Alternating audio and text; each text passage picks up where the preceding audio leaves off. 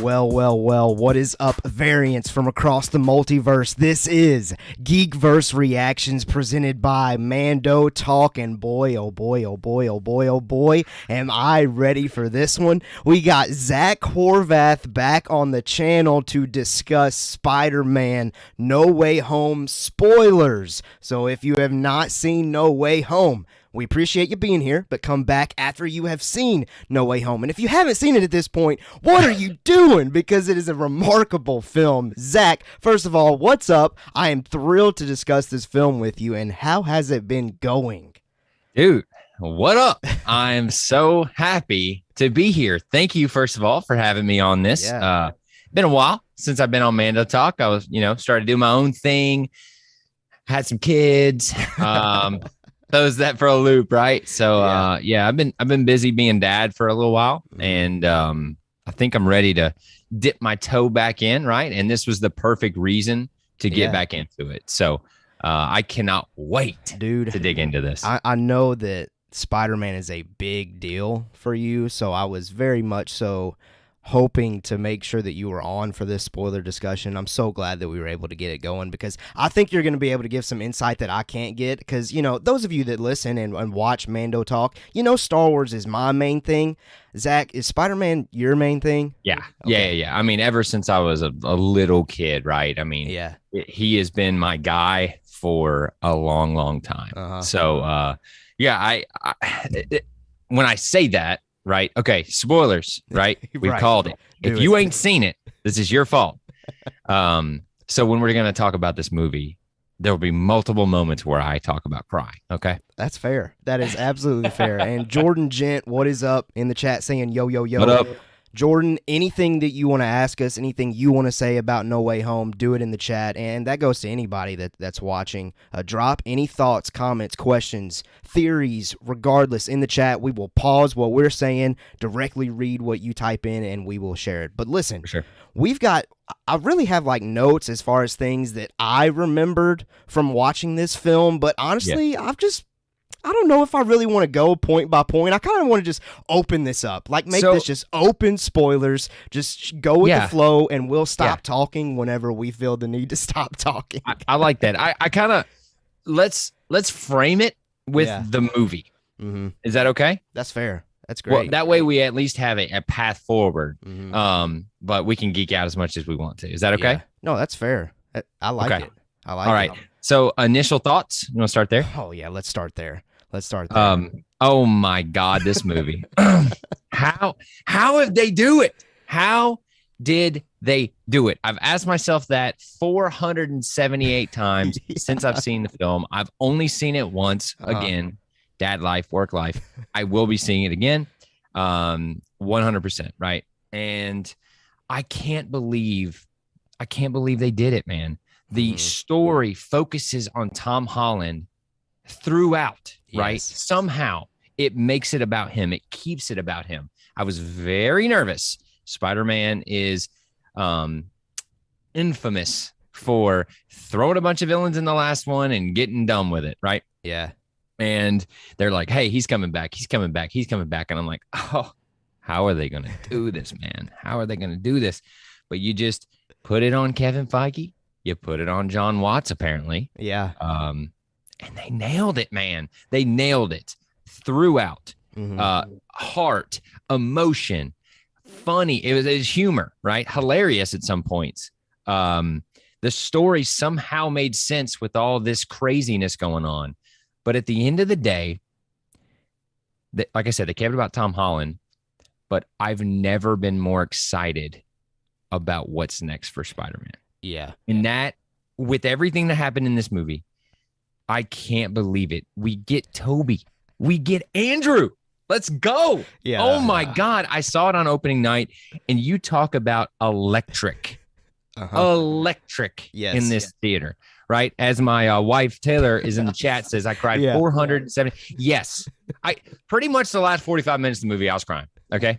Right. So from Aunt May dying, this is spoilers. All right. If you ain't seen it, that's your fault.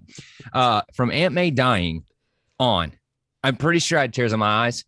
I may have went in and out of that type, but I don't know, right? It was crazy. I told the guy sitting next to me before the movie. Yeah. Some guy I'd never met him before. I was like, it's about to get weird. I'm gonna cry and I'm gonna laugh and I may bump you. Just letting you know. And he was hooping more than me. And it was incredible, dude. Well, it was incredible. Great. I mean, I was wrapping it up. I was just going to say that the theater experience was insane, unreal with this thing. And it really did. It made you feel like theaters was back, first and foremost. But second of all, the moment of No Way Home, it was a moment that everyone needs to experience. If you're still here, you have experienced it, and it was absolutely remarkable. So you were absolutely floored with it. You absolutely loved it. I absolutely loved it. It's my favorite of the MCU. It is very, very high on the list. Is it number one? I've only seen it once. Okay, so hard to tell because Spider-Man 2 holds a special place in my nostalgia heart, and that's hard to crack. Right.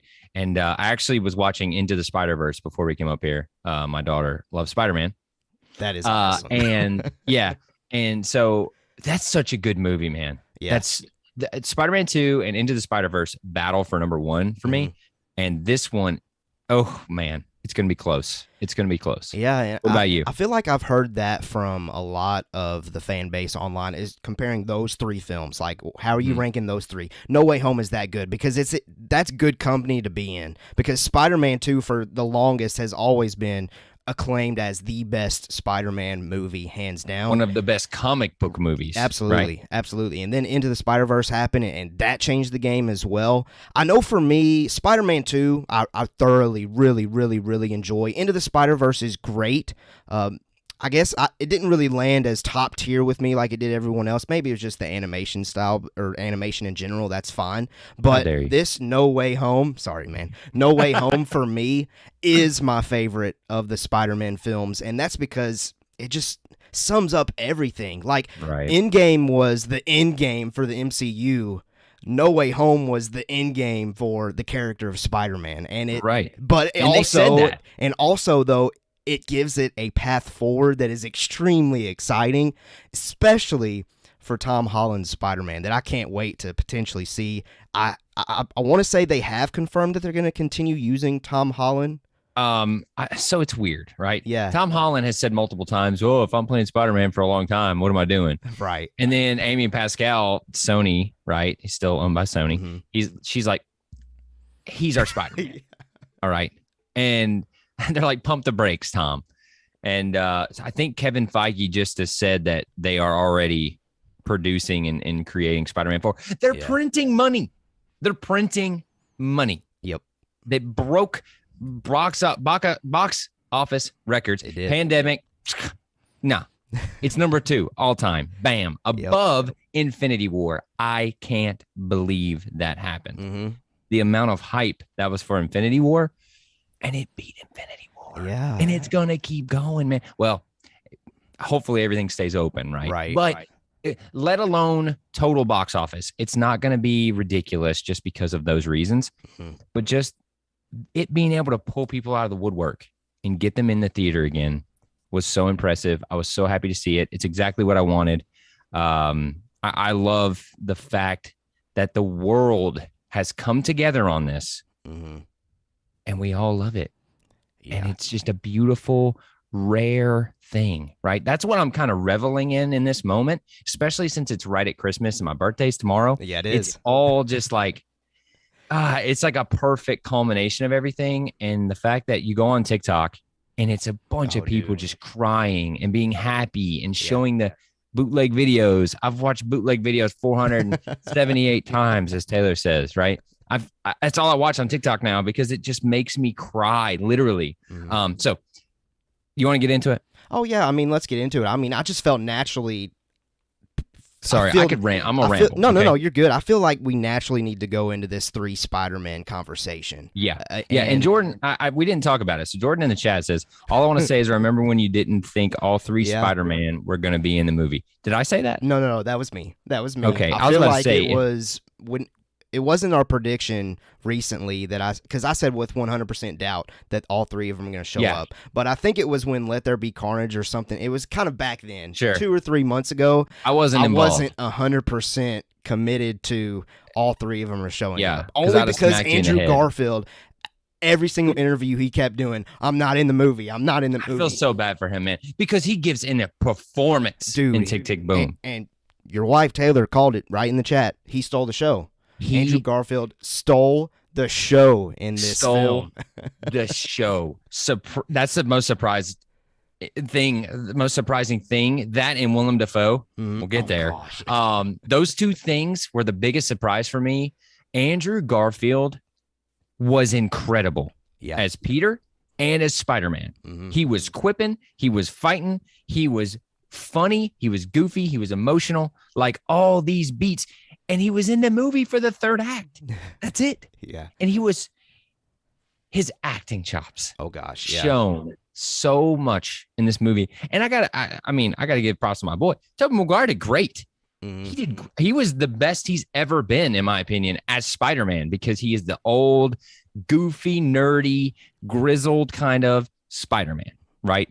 He's the guy who's like 40. He's been doing this forever. He's been stabbed before, right? It's not a big deal. But going back to Andrew Garfield, he was incredible. And if we're just going to jump to it, the scene where we get them, okay? Now, me being a big believer, they're going to be in this, right? Why are we going to have the villains and you're not going to show these two? If these two weren't in the film, the world would be burning, first of all. But second of all, the way they do this, all right? The Ned stuff is debatable, right? It's kind of a thing online of like, okay, he can just open portals and stuff, right? All right, great. But you know what? I don't freaking care, because it gives us this scene, and it played so well, because me being dumb, I'm watching and I'm like, oh, maybe this will be him, right? He'll just portal in, that'd be cool, and they'll go to him. And Taylor says, they open the portal, you see him, and Taylor says, that ain't Tom Holland. Or she said something like that, like that's the different Spider-Man. And then you see him do this little wave, and I was like, that's Andrew Garfield. And then he it's so good. He runs towards the camera, jumps in, and there's like half the theater who doesn't know if it's Andrew Garfield or not, and then the other half's like, whoa. And then he's like, wait. And he takes the mask off, and then the whole theater just, whoa. Oh my God. We're like, yeah. And then you're like, all right. And then you get the just from that point on in the movie, it's 10 out of 10 perfection for me. As a Spider-Man lover, it is perfection from that point on, right? You get him like, hey, prove you're Peter Parker or prove you're Spider-Man. He's like, this ain't enough. It's incredible. It's just Andrew Garfield being his Spider-Man, but like, because his Spider-Man is the cool Spider-Man, right? That's what people call him. And is he my favorite Spider-Man? No. But by God, he put in a fight for that in this movie, because he was the cool, older, more mature Spider-Man in this one. He was kind of toned back in the goofiness and more about being, hardened a little bit because of the Gwen stuff. Right. And so just the humor is perfect here. She throws the thing. He's like, no, I don't have Spidey tingle for the freaking bagel you threw at me or whatever. It's incredible. Hey, you get the cobwebs, right? And then he says, fine, Peter Parker. And then you're like, I swear to God, it's better be Tobey Maguire. And he's the goofiest intro of all time. This dude's in what's he call him? A youth pastor or something like that? Yeah. Andrew Garfield again. Incredible. He walks in all dopey and he's just like, hey. And then Ned's like, oh, it's just some normal dude. What is this? Incredible. Incredible intro for him. Incredible, line right there. And then you get the two Spider-Man looking at each other and he's like, wait, okay, hold on. Let me pause for a second. what was up with the grandma like looking at Toby like she knows Dude, him? that's a great question, and I've been thinking about that after I've No now one is seen it bringing this twice, up. and it's still something that hasn't been addressed online. Like, I don't get it. I don't Nobody's get it at talking all. about it. Why does she look at him and smile Yeah. like they know each other? And he like gives this. Is that like the audience kind of winking, or is that like a meta thing? I Like, don't know. oh, it's maybe because he's dressed in like a normal.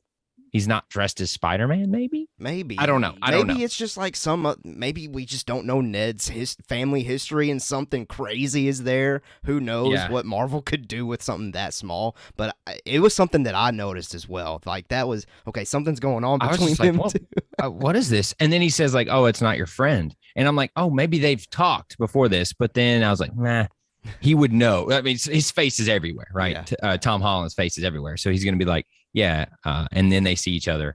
And I'm like, wait. Whoa, what's about to happen here? Mm-hmm. And it makes sense, right? Because Into the Spider-Verse, they set it up where when the Spider-Man people get near each other, like their spider senses go off. And he says, you're like me, right? But in this one, that doesn't happen. They're just like, wait a second here. And then they both freaking thwip. And then Toby gets the upper hand, which is an incredible little touch because he's the older kind of, oh. And they both flip and you're just like, I can't believe I'm watching this. Yeah. I mean, I got tears rolling at this point. I believe from happiness, right? From, I can't believe I'm seeing this. Mm-hmm. But from this point on, it's incredible. So let's bring her back. Let's bring her back to, yeah. We're going to talk about that for a second. No, that's fine. It gets deep right there. But so let's start it back out. I love that it starts where it ends, where Far From Home ends, right? We're there. Yeah, absolutely. And I think they did it where that's how people would be. I think if this happened, people would immediately rush Zendaya, right? Mm-hmm. And he bounces out of there. You get some incredible swinging scenes. I have always said my biggest complaint of the MCU is we don't see Spider-Man be Spider-Man. Mm-hmm. He's swinging around, Queens or whoever. He's swinging around in like these subdivisions or in space. Like, we don't see him swinging around New York for a long time. So we get this kind of a weird thing, but I love the joke of Zendaya not wanting to do it, but he left her on this like bridge and he's talking to Ned, and just this whole setup was great. Dude, I love that. The dudes. I wish we hadn't seen that in the trailer or whatever. Oh, I saw it online. Oops. Yeah, I saw it online, and I was like, oh, because they posted the first minute, and I was like, click. But yeah, I loved the dudes because it just encapsulates their relationship in 1 second, right? Mm-hmm. You don't have to say anything. He just, dude. And so the subway stuff's cool. He pops up.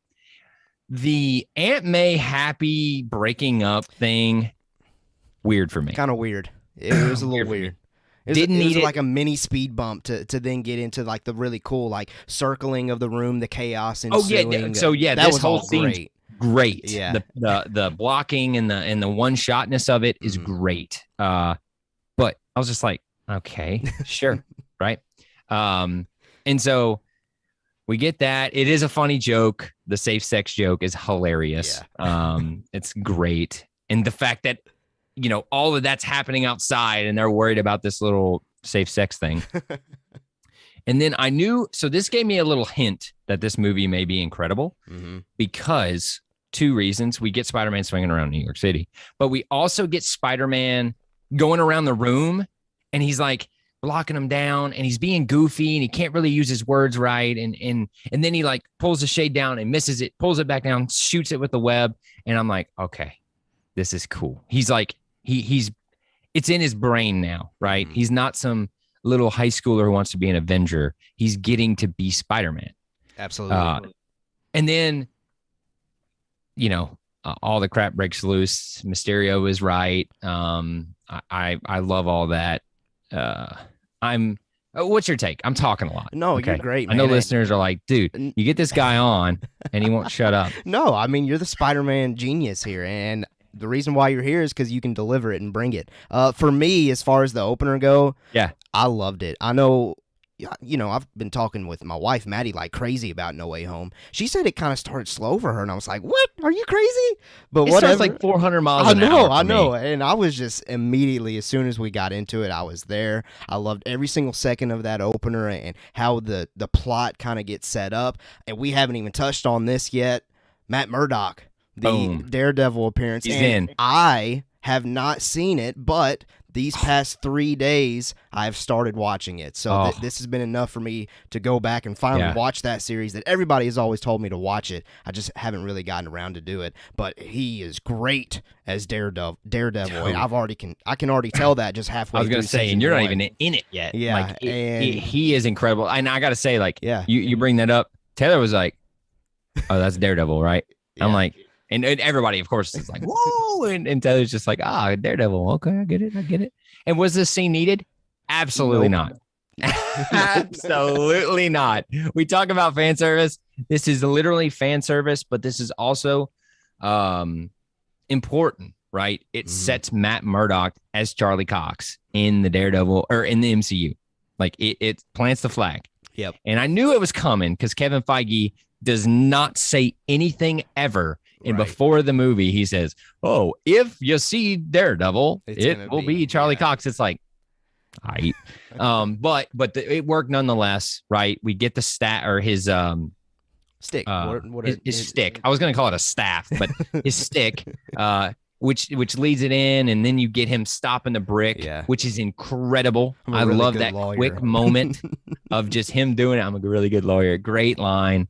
And here's my thing. This is the best decision they made in the movie in terms of plot. They swept it under the rug, right? He's like, hey, you're Spider-Man. We know what they know what you've done. They're not going to freaking charge you from this random guy who we know is, sketchy anyways. Yeah. And I was really afraid they were going to dwell on like these, like maybe court procession or whatever, the ridiculous him killing Mysterio was going to be. But man, I'm so glad they didn't deal with that crap because that would have got boring. And Taylor says, I don't understand the correlation to why he was in there. He's the lawyer, right? He was Tom's lawyer or Tom. He was Peter Parker's lawyer in that moment. And he got the charges swept away because he's Daredevil and he's Matt Murdock and he's a beast. And outside of that, it's just 100% setting up for him being in the That's MCU. Right. That's the reason. It could have easily just been a random lawyer. It could have in been a suit, no one, and people would have gotten it. They would have been like, that's just a lawyer. But they chose that character because, like Feige has mentioned now in an interview, he is our Daredevil moving forward. And clearly they want to do stuff with that character. And we're getting another hint to that with our Hawkeye show going on right now. Yeah, go watch Hawkeye. So it's way better than it should be. Yeah, it is. It is. They're getting into the underworld stuff, and I think it's really just. I love it. It's just that plug there.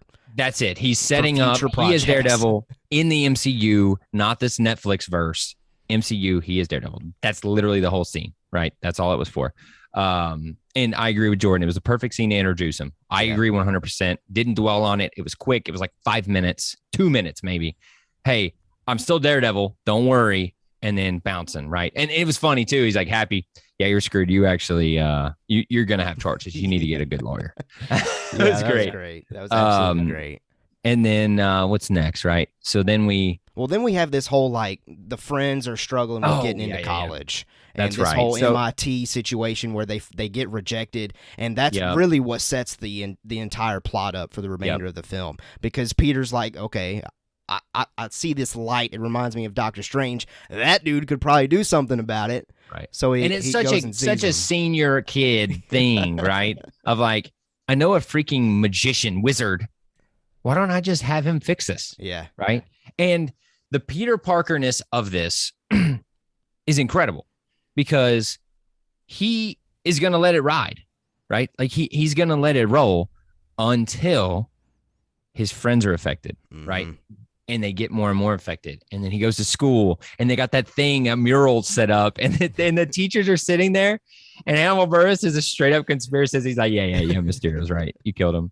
And then the other guy is like, a bunch of people put this together for you. He's like, nah, you did it. It's incredible, man. If you want to swing to class, if you want to crawl, whatever you want to do, it was just perfect. That's all we needed from them. It was great. It got rid of the high school stuff. It put a bow on it, right? Mm-hmm. Like that was great. We get Betty Brant saying, "Go get him, Tiger," which is incredible. I love that. And then we really kicked into it, right? Right. So Peter Parker's realized I'm affecting my friends. I'm basically ruining their life because they know me. I got to fix this. So he goes to Doctor Strange. I love that they changed the scene from the trailer. I hated it in the trailer where Wong's like, hey, don't do this. And Stephen Strange's like, yeah, I noticed that too. Like, yeah. I'm glad they made okay, that I decision. won't. I think the way that it flowed with the film was way better than what they were alluding to. The fact that Wong was like, okay, you talked me into it. Just be careful. Yeah. Right. Yeah. Way better. Way better. And the fact that Wong's Sorcerer Supreme now. Yeah. What up? Yeah. I didn't know that until spoilers. now. Spoilers for Shang-Chi. That's why he's the one, talking to Shang-Chi saying, hey, we don't know where this is from. Like, this is crazy, right? Mm-hmm. In the end credit scene. So I like that they've given Wong that. I really like it, actually. And it actually does make sense because he was gone for 5 years and they need somebody. So we get down there. I thought it was going to go differently. This whole spell situation. I thought it was really just going to all hit the fan and it was going to be chaos, right? Because I got to say, I didn't really know much about what was going to happen in the film. Like we knew, hey, we got these villains coming through because you jacked the spell up, but I didn't know how that was going to proceed, right? But I thought the way Tom Holland played this was amazing. The fact that he, again, being himself, he's just like, oh, whoa, everybody. No. I need MJ to remember. And he's like, okay, cool. And he starts a new one, right? Mm-hmm. Ned. Oh, Aunt May. And then it's just perfect. It's perfect Spider-Man. He's being genuine because he doesn't want these people to forget. He just didn't realize that what he was doing is jacking everything up. And you get that one moment where it blasts open. I thought it worked really well. What'd you think this whole situation? No, I absolutely loved it. I loved it made sense for him to go to Strange. I was kind of concerned about, Doctor Strange getting involved because that's been one of my complaints with Peter Parker, with Spider-Man, having to have somebody to help him or look up to or things of that nature, which I get it. As a kid, as a high schooler, I looked up to so many people to help me get to the places that I needed to be, but I wanted, him to become himself, and I was concerned that Strange would be that, but I didn't really get that sense. It was more so just plot direction and pushing the plot along.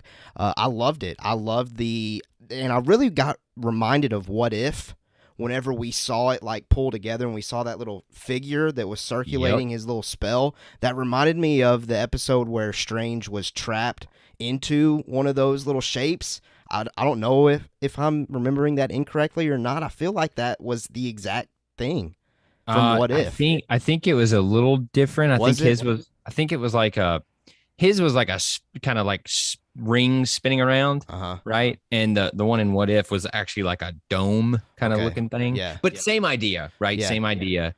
And that 100%. I got that same vibe. But I'm kind of like you. No, sorry. Keep going. I got to agree real quick with the Doctor Strange. I was very nervous. We were going to get a bunch of Doctor Strange and it was going to be oh no, Peter. Oh, don't be a kid, blah, blah, blah. And he's in the movie for like 10 minutes. Yeah, it's not a lot. And it was perfect. It was perfect. Continue. No, I was just going to say that I'm like you. I think that I was surprised by how slowly I thought it was going to hit the fan right then and there. Like I thought everything was going to go crazy. It was a subtle going crazy. It was just setting the stakes. Like it was going crazy in the world. Yeah. But I thought it was going to break and we were going to, oh my God, but no, it was like, oh, don't worry. I contained it to this little thing. Yeah. We're good to go. And he just goes on with his life. And then the great joke of like, you didn't even act like this is about, you didn't even ask like MIT. You didn't even call. You didn't even call. You just come to me. I'm gonna brainwash the whole world. It's great. I love that. But the results of this spell is that these villains that we have known and come to enjoy from before slip through. And correct me if I'm wrong. It's because the spell results in people from other universes that know Peter Parker is Spider-Man to show up. That is the consensus online of that is who comes through. People who know Peter Parker is Spider-Man. Now, you're saying to yourself, does Electro know Peter Parker is Spider-Man? I've seen someone online say that in Amazing Spider-Man 2, it may have been Christian Harloff, actually, who said in Spider-Man 2, Green Goblin tells Electro that, Peter Parker is Gwen's his girlfriend or whatever. But I can't confirm that. So if you're watching and tell us. But from what I stood, when he takes off the mask at the end, he's like, "Oh, you're not black." That was a great scene, and we'll talk about that in a minute. But that shows us, right, like, maybe he thought he was white. I don't know. That's the only plot point. But yes, the consensus is it's people who know Peter Parker is Spider-Man. Okay. So and I like the line. Again, I'm nitpicking, but all the nitpicks are perfect in this movie. The line of some squeaked through, because people will say, "Oh, where's Harry? Where's Gwen? Where's MJ?" It's like, no. They didn't open it and then, come on in and close the door. It was some squeak through. And thank God our two Spider Boys did. Yeah. But yeah, so I thought it was great. They let it marinate. You're like, oh, okay. I guess we're all right. You put it in the box, and then he goes and finds the MIT lady. Perfect Spider-Man moment of him not being prepared, babbling over his words on the street with this lady. Completely Peter Parker, right? And then you get that boom, boom, boom, and you're like, oh, let's freaking go. Here we go. Yep. Doc Ock comes in, and the fact that the nanotech gets on him, and he immediately takes him over. Bam, right? I loved it because it makes sense. This dude is dealing with Tony Stark in space and aliens and all this other tech. These arms ain't nothing, man. Like, I'm sorry. I know in your 2002 world or whenever it came out, you're probably a beast. And Tobey Maguire's like, I wish I had that, right? But I love that when he takes him over and then he starts having them do that. I was like, boom, perfect. It really worked for me. Did it work for you? Oh, I loved it. I loved there's an echo there. Oops. Doc Ock coming in. Perfect. Action was great. Took me back to 2002 watching, the arm, whatever they're called. I don't remember the technique. Yeah, the arms. The arms. There you go. Just going everywhere. I loved that. It made me feel like I was watching Spider-Man 2 again. I loved the reveal of him realizing, wait a minute, this is not the Peter Parker that I know. Yeah. Oh, that's great. That was great. And yeah, Peter taking over his arms was great. And really, though, this was our big introduction and reintroduction, I guess, to all of these characters, all of these villains. And I wanted to just kind of make this our opportunity to just open talk about the villains. For me personally, I like it. Green Goblin stole the show. Oh my God. Willem Dafoe, my goodness gracious. Incredible. Like, I've seen people online, and they're not wrong, saying that Willem Dafoe might be the second best villain in the MCU behind Thanos. Like, he was just this one movie. He's great. Phenomenal, man. It was incredible. What did you think? What did you think about just the villains overall? Sure. I like that. So yeah, we'll kind of just talk about this middle section of the movie in this terms. Are you good with that? Because it's kind of weird to me. Like, it's a little clunky and a little boring for a second or two. But so he's basically have to go on a scavenger hunt to get all these people. I love that he's already got the lizard, right? Because he is, thrown away pretty much in the movie. And I'm okay with that. He has some pretty funny lines, but the fact we get Doc Ock, Electro, Green Goblin, they're the main guys. Sandman was in the movie more than I thought he'd be. I got to say that.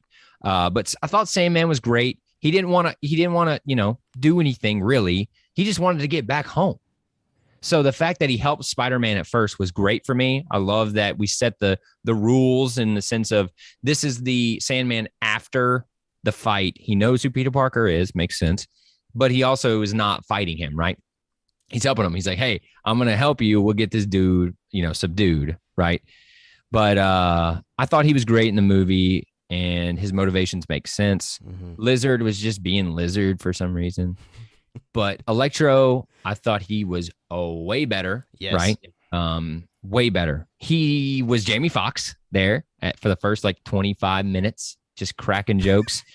But I loved I love the naked joke. I mean, that was hilarious. I love a good naked joke. Come on, guys. Nail. Well, because I'm like, this dude's naked, just standing there, and then he says it right. You ain't even gonna say nothing about me, but naked. I was like, yeah, that's incredible. But so I thought making him not blue was a good call. Right. Great call. Oh, sorry, I had a little baby crying in the background. Great call. But yeah, that's great fine. call on that. That's just your tears watching No Way Home coming. Yeah, that's me. That's right. So we get him saying, that the energy's different here, and that's hey, he's not blue anymore, right? Because he's blue for a second. When he comes in, he's blue, and then he ain't. So I was like, okay, that's cool. But I thought he was great overall. His motivations were cool because he's like, hey, this whole plot line of we're going to cure you, didn't know if it was going to work for me. When they first said it, I was like, how are they going to do this? Because they're curing the villains. That seems very weird. And so, appropriately, they're like, I don't want to be cured. Like, I don't have an illness, right? I don't have an issue. But he eventually puts that thing on his chest in the apartment. Yeah. So he's like, okay, sure, right. I thought he was good. And then, but my God, let's get into the apartment scene. Yeah, before we leave the dungeon, I thought that was cool. They were in their little like magic dungeon. That was cool. And Strange is like, hey, I'm gonna hit this button and we're gonna send him back. And then we get the mirror world fight where Spider-Man uses math to get him. And that was what I wanted to comment on. Those of you that watch, I'm a math teacher. Loved the geometry and the little math plug there by Peter Parker, sharing to the world that math is really important. That's all I wanted to say. Sure. I hate geometry so much, but it was awesome that 2 reasons. It shows Peter Parker is a genius, right? But it also grounds the magic somehow, right? It puts it into a perspective we can understand in the sense of like, okay, sure, it's this hocus pocus mirror dimension, but there's still rules and there's still some sort of physics in this realm. So he spins him up. I don't understand. Okay, I'm going to say this now. I feel like Doctor Strange could have ended this movie in 5 seconds. I think so too. It's Doctor freaking Strange. He can go beep, bop, beep. You're gone, right? Hey, you're gone. You're in Siberia or wherever he says. I'm going to hit this button. Boom, into the movie. So that was the only part of the movie I had to kind of get away from, where Spider-Man is being able to put up a fight against Strange. But I do love the fact that he webs him up and then he gets the sling ring and gets out of there. I was like, oh, that's surprising, right? That surprised me. And then the whole, I guess their way of describing it is when he puts him in the astral plane and he's still, his spider sense is still working. Oh, yeah. Incredible touch. Love that. Incredible touch, man. I loved it. You could see his like spider sense going off on his head when he was in the astral plane. It was beautiful. But that worked for me. So did you like that whole mirror? I loved it, and I was just sitting there just watching it and the visuals of it. I was totally captivated. It was and he uses the subway because of it's just it was great. It was great. It's so good. But this apartment scene. But yeah, so I haven't. I wanted to get into Green Goblin with this. So when they get into the apartment, what were your vibes when you're like, okay, he's gonna cure them with this random thing in Happy's apartment? Where were you thinking? Well, I had a feeling that maybe 1 or 2 of them were going to be cured rather quickly, because I know that was one of my predictions, was that Doc Ock was eventually going to help Peter Parker. So I felt like that made sense, but I did, in the back of my mind the whole time, I was like, okay, something has to happen here to move this plot forward, because Peter's not just going to cure every single one of them. And then when those spidey senses kicked in, that may have... Maybe my memory isn't as fresh as it should be for all the other Spider-Man movies, but that might be one of my favorite Spidey sense kicking in moments that I've seen in a hot It's one of the best ever, 100%. And then the Because voice, the Green Goblin voice kicking in. we didn't even talk about Goblin at Feast when he turns back into Norman and he like Kylo Ren's the helmet. Yeah. And you're like, oh, okay, well, this is crazy. And she's like, oh, you got to be good. You got to help him. That's where this whole cure thing comes from, right? Aunt May being Aunt May saying, you got to be better. You can't just let him go die.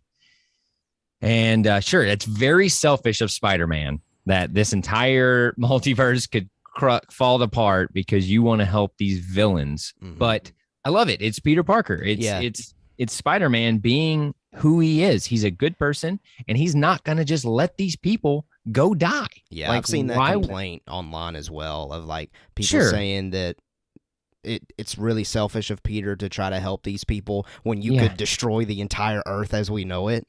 But come on, he's a kid, and they're right. He just wants to do. He's not what's that's right. He's not thinking in the moment. The multiverse is going to collapse. He's thinking, I've got these people that I'm going to go basically get killed. Right? You've got a lot. You got 6 people. You know they're going to go get killed, or some of them are. Right? He doesn't know all of them, but they're going to go get killed. I can't let them go. I can't just let them go, right? And so he brings him to Happy's apartment. Hilarious, all that. And we get him being Peter Parker again. We get to see him be a genius. And I loved it. During that, I even said to Taylor in the theater, he's finally doing the lab stuff that we've never gotten. Like, we've seen him in the high school lab, but this is straight up old, grown up Peter Parker building awesome tech, right? And we know he can do it. The fact Happy has this fabricator in his bathroom is a very convenient thing, but it is incredible. We get Doc Ock saved. Love the moment where he's like, oh, and I'm like, oh, what? All right, no way, right? No way. Because they let it linger for like a couple seconds. You're like, okay. He comes back. Oh, yeah, he's happy now. He's Doc Ock. Great. Or he's Octavius. He's back. And everyone knew that was coming, right? Everyone knew that was coming. But it's funny to me that in like 5 minutes, Peter is able to craft this inhibitor chip that works because they're so far advanced in this reality. I love that fact because, I mean, in 2000s, you barely got cool fight scenes out of CGI, let alone nanotech and space and all this stuff. Yeah. So it really, really worked for me. But my God, the scene with Goblin where he just, because you got Norman this whole time being Norman, right? And he actually is helping him, and even tells Peter like, "Wow, you're a genius. Like, I would love to work with you more," or whatever he says. And then his spider sense goes off, and you actually see Norman in the background of the shot, right? His spider sense goes off, and they have like the effect where the camera's like on him. Yeah. Great call, right? John Watts, what a director. What a director. We get that shot, and you're like, oh God, here we go. It's about to happen. Because you knew, like you said, we're like halfway through the movie. He's going to cure them all? Like, come on. And then he just whips it out. And he gets Goblin who we think is Norman. And then we get the voice, like you said. And he gives a speech of just being gods and just being, who they are. And Electro's like, which sets Electro off. Yeah. Electro's like, you're so right. Screw this. Because he saw the Stark tech and he, like a bloodhound. He's like, oh, give me some of that power. He's like, I got to get that. Right. I thought that was incredible. The fact that Goblin is the reason for all the series of events we're about to talk about is great. But my God, Willem Dafoe just eats it up. He's better. He was born in this movie. Green Goblin. Like, he's better in this movie than he was in the other one because he's just sinister, man. He is evil in this movie as the Goblin. And man, it was so good. That's Spider Sense. I'm gonna go back to it for a second. I didn't know what was about to happen. We've had Spider Sense, so in the first movie, we really didn't even get it. He didn't even understand his Peter Tingle. Controversial take. I hate the term Peter Tingle. I hate it. It's so dumb to me. It's a Spider Sense. Okay, I hate it. And I see people goofing all the time, loving it. And I'm just like, that is the goofiest, dumbest term I've ever heard. Yeah. But spider sense, we'll call it that. And the framing and Tom Holland, man, his acting is so good. I praised Andrew Garfield, at the beginning, but he goes through a range in this movie. And in this moment, you can see concern. He even says, like, May, get out of here, get away. I don't know what's going to happen. Something's going to happen. And he whips him, gets him on dummy. And then we get the incredible fight between them two. Yeah. And you go back to that spider sense thing. The first time I was seeing it, I was thinking to myself, okay, we see him. That's right. Okay, I'm like, okay, so Norman's there. And I gotta say, exactly what I was doing. The first time I was watching it, I was thinking, okay, the one villain that a lot of us have thought is going to be in this film is going to show up here. It's going to be Venom. It wasn't that, though. And so, yeah, going back to that, I was very surprised by it being Goblin coming out. Yeah. Because I was just expecting, this is the opportunity to bring that character in if they're going to do it. Yeah, I didn't know what was going to happen. I thought maybe Jay Jonah was going to do something because, they were looming on the bottom. I thought maybe they were going to like shine a light on them, or Lizard was going to come up and be like, hey, yo, we got to get out of here. I thought that might happen. I did not expect it to be Goblin because of the genius of having him in the background, because I was doing exactly what you were doing. I'm like, all right, he's there. Doc Ock's there. Electro's there. Like, we know where they all are. But no, we don't, because Goblin's a monster. Yeah. And this scene we get of him telling the speech, and then Electro gets the arc reactor and bounces, and Sandman's like, deuces. He basically like Bart Simpson's into the bush. He's like, I'm out. And this fight between Goblin and Spider-Man, the fight scenes in this movie are the best Spider-Man fight scenes of all time. Come at me with Spider-Man 2. It's great, but man, this fight is visceral. And he hasn't even done the dirty deed yet. They're just fighting. And for a split second, I forget that Goblin's superpowered too, right? He's got super strength. This dude's legit. And this fight, they're just blasting through the poof, poof, poof. And oh my God, when Spider-Man gets on Goblin and he's just beating him down, and he's just laughing. Oh my gobby heart was just bursting. I literally said it in the theater. I said, oh my God, Taylor, it's incredible, because he is just laughing this maniacal laugh, and he's just beating him down, and he's spider slinging him and pushing him through the wall or the levels. Oh, it was so good. But then Gobby says, no, little spider. And he starts whooping him, right? I mean, Goblin's whooping him. And he gets him down to the bottom level, and he's just got him by the throat or whatever he I think it's by the throat, right? He's about to just murk him. And he's like, you think you can have it all, have everything. Oh, it's so good. It's so good. And then you see Aunt May, and you're like, oh, no, I know what's going to happen. I know it's going to happen. And she's got the vial of the curing juice. Man. And I'm like, May, just get out of there. Get away. What are you doing? Get out. Did you see him beat Spider-Man to a pulp? Get out of there, May. And she, of course, being the loving, caring, that's her baby, right? That's her boy. She can't let him go, and she's holding like a spatula or something. Yeah, and I'm like, she grabbed something from debris or something that was hanging. I don't know what it was. And we get the freaking glider. This glider. All right. If you're Spider-Man, you got to keep tabs on this glider, okay? Because it's sneaky in all the movies. And finally in Spider-Man 1, and then we get the thing. That's a pretty good Spider Sense moment, okay? But man, she gets absolutely smoked by this glider. And people are saying that she's getting impaled by the glider. Have you seen that? Did you notice that she actually got like stabbed by the glider? I didn't notice it. I didn't notice it in the shot, but I assumed that that's what happened. So I thought she just got hit hard. And it just the impact, dude. It's visceral. Like she gets smoked. Sorry, I just smoked the mic because she gets smoked. Like she gets smoked. Where I'm like, oh, she done got like her back snapped in half. Like that's how bad a smoke it was. And then to add on that, Gobby just gets on the glider like nothing's happened, takes the bomb, and he just looks at him with that smile. Oh, oh, so evil. And he just tosses the bomb. Mm-hmm. Where in the trailer, Tom Holland doesn't reach it, but in the movie, I think he does kind of bat it away. Yeah, tiny tap. He kind of like, I guess, keeps it away from her because I feel like she would get blown up by that too. But what a series of events. And like I said, like May standing up for him. There's so much going on. And then we get the moment, the Uncle Ben moment, right? The Aunt May moment. What did this scene do for you?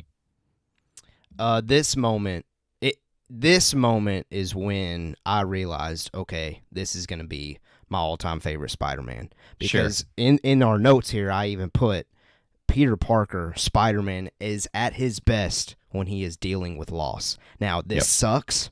I hate seeing May go. It was extremely emotional. But at that moment, I knew, okay, we are in for a powerful, emotional, character-moving story the rest of the way with this movie. And we got it. Now, I have to say, though, for a moment, I thought she was going to survive. I thought she was going to walk out of there. But then the longer they sat on that scene, I was like, no.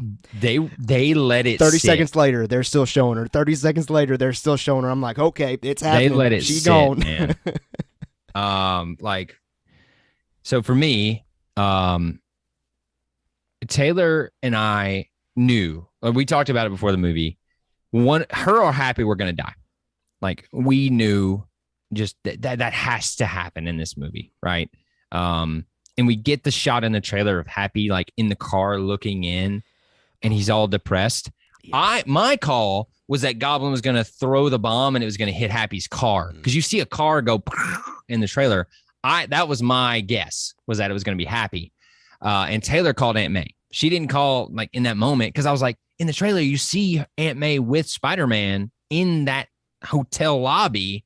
So I guess she doesn't die there. But they're freaking sneaky. And this moment is so good, man. It's so good. Her death didn't hit me as hard as her speech did. And I know that sounds weird, but in the sense of, like, I was like third person. This was his moment. This confirms the entire trilogy is his origin story. Yeah. And I didn't put those pieces together until after the movie. But in that moment, I was like, this is his Uncle Ben. Because she says, with great power, there must also come great responsibility. Mm-hmm. The OG line from the comics, by the way, back in the day. And I'm sure people were thrown off by that. Like, what? No, that's the OG. That's it's so perfect. And her delivery, her speech there of, like, no, you're doing the right thing.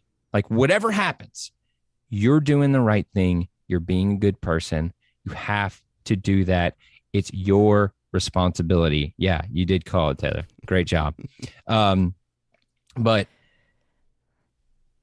like you said, it lingers. Yeah. And it lingers. And in my mind, I'm like, there's no way she survived that. How's she standing up, first of all? Yeah, I was very surprised by how long she was able to hold on. And it was on my second viewing that I noticed that Peter kind of, like, touches on her back, and you see blood on his hand. It was kind of hard. I didn't notice that on the first watch. So I guess in a sense she was stabbed. I was like you, though. I thought it was just just blunt force trauma. Yeah, I thought so too. But yeah, I knew once they, he shows his hand, which is a great way to show this instead of her just having a stabbed in the chest. Right?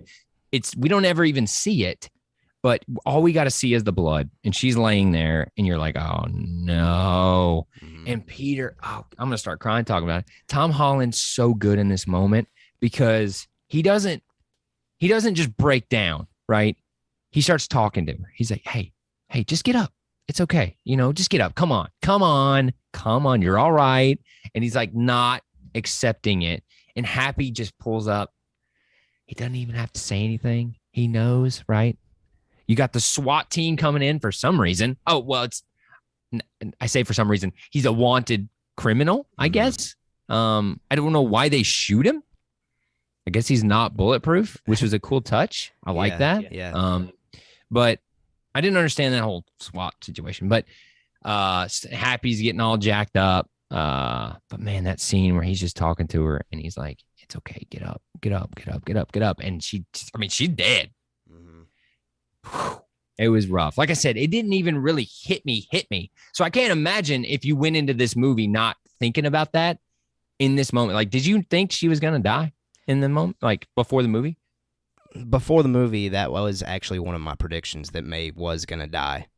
But I still, though, when I was watching it, I didn't think it was going to happen until they spent too much time on the scene. And she was just dwelling there and standing there. And she's like, no, I'm good. I'm good. I'm like, you ain't good. No. You just got smoked. Yeah. By the glider.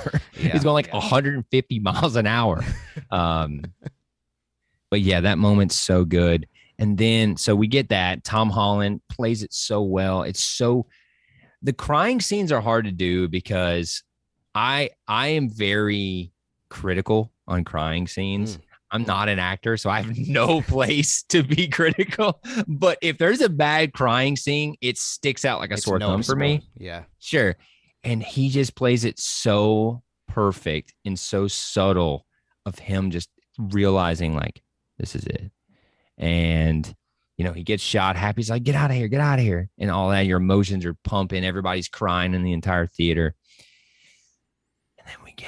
And then we get this amazing, incredible shot. One of the best shots in the MCU of a 50 feet tall J. Jonah Jameson talking about the menace of Spider-Man. Yeah.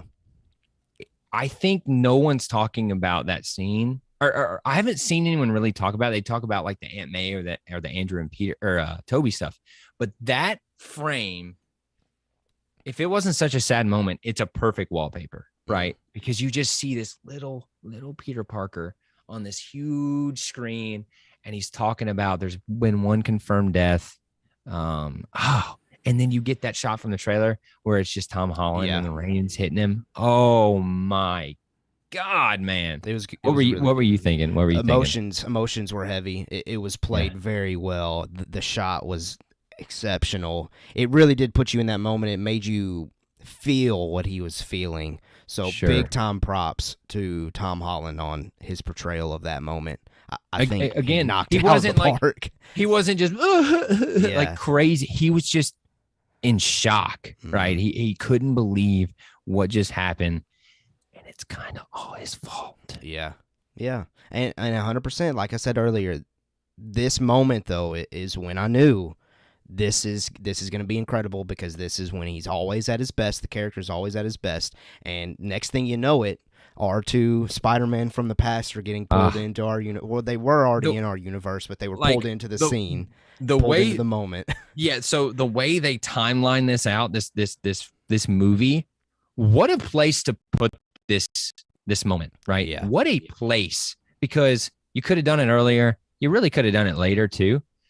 But I did not realize how important the two Spider-Men were going to be, right? They're in the whole third act. They're important. They have a very large. They had a much larger role than I anticipated. Yeah, I thought it was going to be him at the Statue of Liberty. They come. Oh, we heard you. I thought you needed my help, and he starts fighting with them. No. They're way too smart for that, and they actually make them important to the story. And the fact that Toby is like, he knows they need his help, so he's like, where would he be? Right? You know where he would be. We've already talked about the Andrew Toby stuff. Incredible, emotional. I've cried 180 times in the movie theater already. We just got Aunt May. Then we just got this hype of Andrew Garfield, which really worked. The pop of him taking the mask off was incredible. And then we get the dope of Tobey Maguire. Perfect, right? Perfect. So then we move to the school. We're back to focusing on Tom Holland. Yeah. And these next couple minutes of the Spider-Man together. Well, before we even get there, we get Ned and MJ, and they just hug him. They know where he is. First of all. You know, I'm glad you mentioned that, because that was one of the best decisions the director made in that moment, was to let Tom and Andrew stay to the side. Naturally, though, if you think about it in a normal conversation, probably all of them are swarming in at the exact same time because they're all together. But what a perfect directorial decision to give MJ and Ned their moment with Peter, with Tom Holland, before bringing Andrew and Toby into the shot. Because those three needed their. It's kind of like, I'm going to bring in Star Wars here for a minute. It's like when Chewbacca doesn't hug Leia in The Force Awakens, it's weird. Like, why would he not hug Leia after Han Solo has died? But here in No Way Home, they did it perfectly. Tom Holland got his moment with the actors that we have seen in this trilogy before bringing in the ones that really need to be there as far as bringing the plot forward. Yeah, like that just letting it marinate, right? And keeping it about Tom Holland. It's Tom Holland's movie. He could have, we've got the boys now. We got the Spider-Man. Like, he could have just rushed him in. Hey, man, it's going to be all right. You're going to be cool. No. They're mature Spider-Man, by the way. Like, they, like, hey, we're going to give you a second. And this hug that they give is just so heartfelt. And it just makes you want to cry thinking about it because they know how hard it is. And you can see that they're actually friends, right? Like, you 100% can feel that they are actually friends in real life because you can't fake what that is. But then we get the shot to looking up. And first of all, great again, the nitpick of Tom Holland feeling them. She says, we're not alone. And he gets up ready to fight, right? And if you didn't notice that, go watch the movie again. I know you're going to. Go watch it again. And you'll see him. He stands up and he's ready to fight because, number one, he's really pissed off. He's really sad. But who else is in the world, right? And then you look up and you get the silhouette of the two Spider-Man. And right then, I said, Taylor, oh my God, did you see that? Because you just see them and they come down and then you get, oh my God, what an incredible series of writing and emotions from these Spider-Men, right? You get them talking about Uncle Ben. And then you got Toby talking about Uncle Ben, but then you get Andrew talking about Gwen. My MJ, he says. Perfect that they both didn't like, oh yeah, I had an Uncle Ben. Oh, you had an Uncle Ben. Oh, yours Aunt May. That's weird, but you sure. No. Like, they know. They're like, hey, if there's anyone in this world that understands, it's us. And man, Andrew Garfield eats this scene up talking about Gwen. Yeah, he does. That really stood out to me the most. And whenever he used that word rageful and things like that, like, good grief. This is when Andrew really started to kind of shine and kind of stand out amongst the other two. And I don't even think Andrew's my favorite. I'm not saying that at all. But I really think it just comes back to Andrew Garfield is probably the better of the three actors. Yeah, I don't want to say he's the better great. of the three Spider-Men, but he's the better of the three actors. And I think that's really why Andrew Garfield just kind of bursted onto the screen whenever he was there. And through this movie, you can feel how much he loves Spider-Man and loves Peter Parker. You can taste it. That's how much he was. You could see he was so happy to be back. He even says, "I love you guys." Right? I feel like that's Andrew Garfield. Yes. Like, I got a line. I love you guys. Right? Incredible scene, and we'll talk about that. But just them talking to each other, and he says, Aunt May, she said, with great power, and then great responsibility. Like they all knew it. And everybody in the theater is just crying. You can hear a pin drop. I mean, it's glorious. Yeah. And then they just keep it rolling with the lab scene. The lab scene's great. Absolutely the lab great. scene's incredible, dude. They're not Spider-Man now. They're Peter Parker. It's three Peter Parkers doing Peter Parker things. Hey, we gotta cure these people, right? We gotta do what Aunt May wanted us to do. We gotta cure them. Andrew Garfield. Hey, I've already done this, right? No big deal. I got it. So he does that. He's got his lab suit on, which was cool because he has a suit on. And the whole time I'm thinking, oh, Toby ain't got a suit. That's weird. We'll get there. And then you got Peter, who is working on the Doc Ock, or no, not Doc Ock, Sandman, right? Does he say, like, I've been thinking about this for a long time, or something like that? I thought I heard him say something like to the effect of, I've been thinking about this for a long time. But yeah, he said something. I can't remember if it was in relation to Sandman. yeah, I don't remember who it was for. Maybe. Oh, no, it was Goblin. It's Goblin. Okay. Yes, it was. Yeah. Right? I think so. Well, I thought Aunt May already had the Goblin serum. Was it? Shoot, I'm confused. Did it not work though? Is that why or did he have to have 2 injections? Oh yeah. Because she stabs him with it, right? And he's like, "I'm still here. Whatever." He's like, "You really think I'm gonna let that go away or whatever?" Okay, yeah. So maybe it is the Goblin thing because he's like, "No, I'm actually gonna make a, antidote," because it would make sense. Toby would do that because also Harry had the stuff too, so he would want to have that. What do they call that? Antidote, right? Yeah. So this whole scene is great. I love the Peters together. We get hey, there you go. Yeah. Research Ryan says Tobey Maguire was talking about Goblin's Cure for a while. All right, that's what I thought. I thought it was Goblin's Cure. So we get that. We get them together. We get a couple moments of dialogue, which I loved, where Toby's like, MJ and I, it's kind of, weird, but we've made it work. Yeah. It's complicated, but we've made it work. Right. And I love hearing that. My nostalgia heart is just like, yes, right. Yeah, they made it work. Yes. So that was great. I thought Toby was great in the scenes talking about it. It was hilarious when he's like, yeah, my best friend, he tried to kill me and then he died in my arms. And Ned's like, what? Oh, I love that, man. First of all, Ned is absolutely comedic gold throughout this entire film. Yeah, we haven't given him props yet. Yeah, he's hilarious in the whole thing where he's like, I can't believe we're in the Sanctum Sanctorum. I can't either. That's great. But man, we get so many teases about what his character could become in this film. Oh, yeah, I know. With the magic and all that, right? With the rings, with the ring, with his family. What's up with the weird knives on the wall of his I noticed grandma's that on house? my second watch. I was like, what is up with what this? Are these not like what are you coming from, Ned? And then whenever when Strange's cape saves him. Yeah, you're like, all right, this dude is gonna be important here. But he doesn't know Peter Parker, right? Yeah. I was about to be like, oh, but no, it's spoilers. Yeah, so he doesn't know Peter Parker. So and in the comics, apparently he becomes Hobgoblin. Yeah. Right. So he literally does become a villain. He does exactly what he says he's not going to do. And the entire theater, when he goes and talks to Toby and he's like, hey, man, I just want to let you know, I'm your best friend. I'm not going to try to kill you or whatever he says. The whole theater did not laugh. At least the one I was in, they didn't laugh. There a couple people did. More people were like, oh, that's a weird vibe. Like, dude, you just jinxed yourself kind of a thing. It was a weird environment in the theater I was in. When he said that, a couple of people laughed, and then a lot of people laughed when Andrew Garfield was like, that's when the laugh hit. But when he said it, people were like, that's ominous. Speculation pause here. We're going to pause here for speculation. Sure.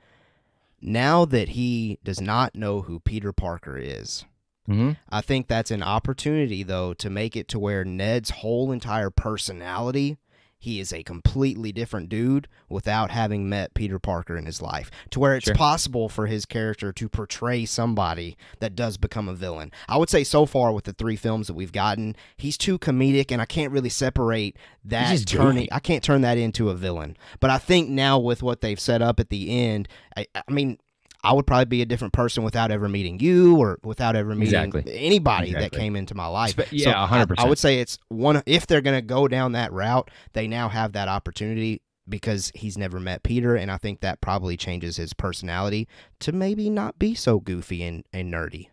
Yeah, I agree. I think we'll talk about it at the end, but I think the ending of this movie is picture perfect as it could be. I can't believe, talk about the ballsiness of doing this ending. I can't believe they did it. It's the perfect, mouthwash of the MCU because of what you just said. They can do anything. They can do whatever they want.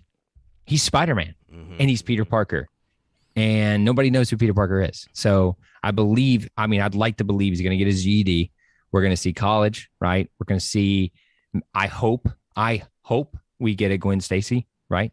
Yeah. And maybe MJ comes back around. She will, as Zendaya. But maybe eventually they'll come back around to that. But it's such a fresh slate. But Yeah, and we'll talk more about that here in a minute. We'll talk about it in a minute. But where we were at with the lab stuff, yeah, the Andrew Garfield and him being like, like that was great. That was awesome. And we get the meme. We get the meme twice actually, but we get the meme of where he says Peter, and they're like, wait. What they had to do it. When they're he's directing this. He's like, hey, you guys ever seen that meme where they're pointing? We got to have that moment. And we have it twice, which is great. Yeah. But we get that moment, which was gold. The whole theater laughed.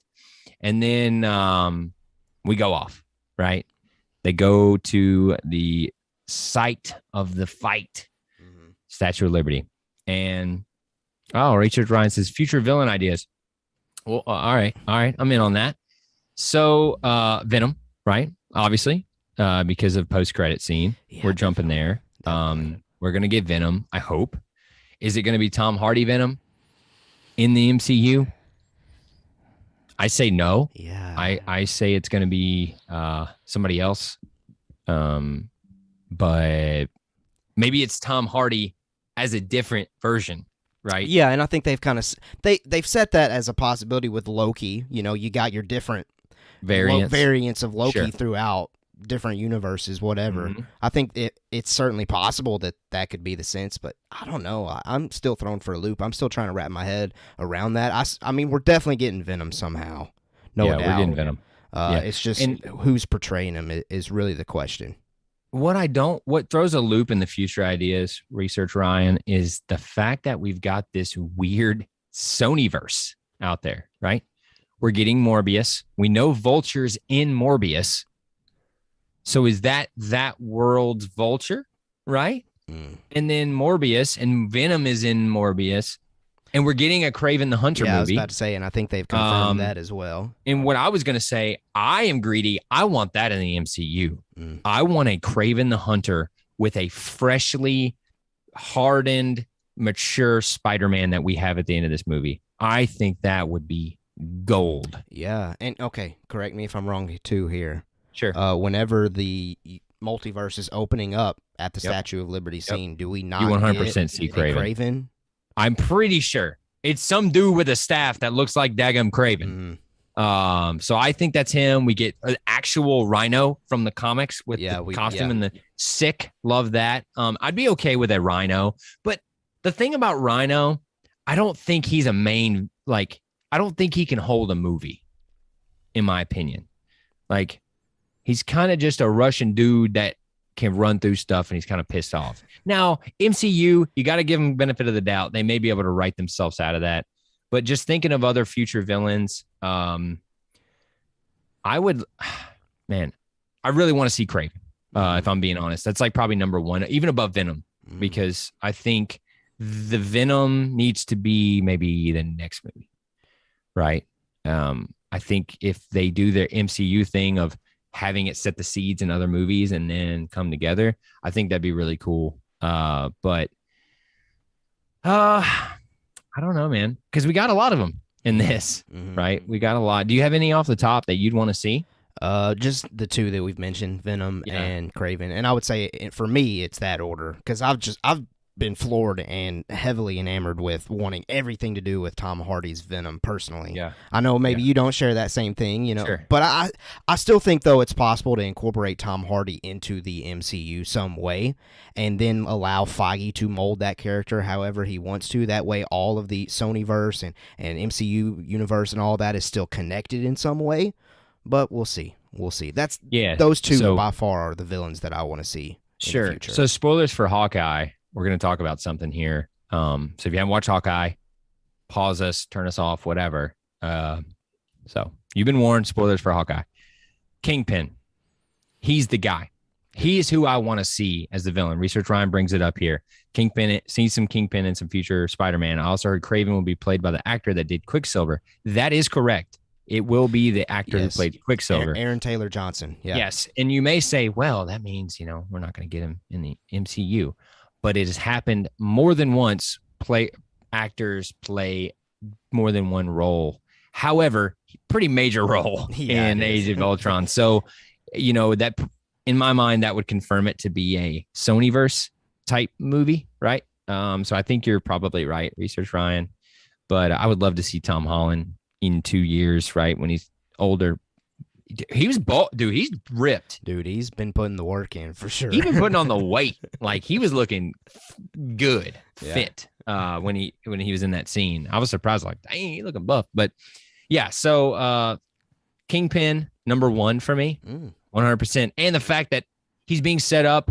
End of Hawkeye is in Rockefeller Center. Where's he swinging at the end of it? Rockefeller Center. Yeah. We've got the Kingpin pulling the strings in Hawkeye. He's probably going to be pulling the strings in Echo. I'm assuming we'll see Daredevil in Echo. I want to see Daredevil and Spider-Man. We've set the seats here. All of the stuff's kind of going. Yep.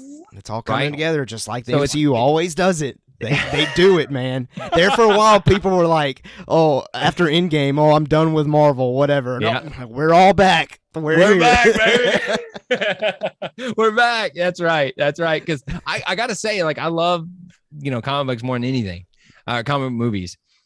But I kind of was there too. I'm like, man, Avengers Endgame was so beautiful. I mean, can they keep it up? Like, there's no way. Right? They just did it, Here we ladies are, and baby. gentlemen. Here we are breaking freaking records in us. I can't talk enough about this movie. Yeah. So yeah, Kevin Feige, that guy is incredible. Yeah, so I think Kingpin will play a major role in the next Spider-Man movie. That's just completely off the wall. My prediction: Kingpin will be huge in the next Spider-Man movie. But I don't know. After tomorrow, when I see the finale, I think I can probably Sure. give a better answer to that.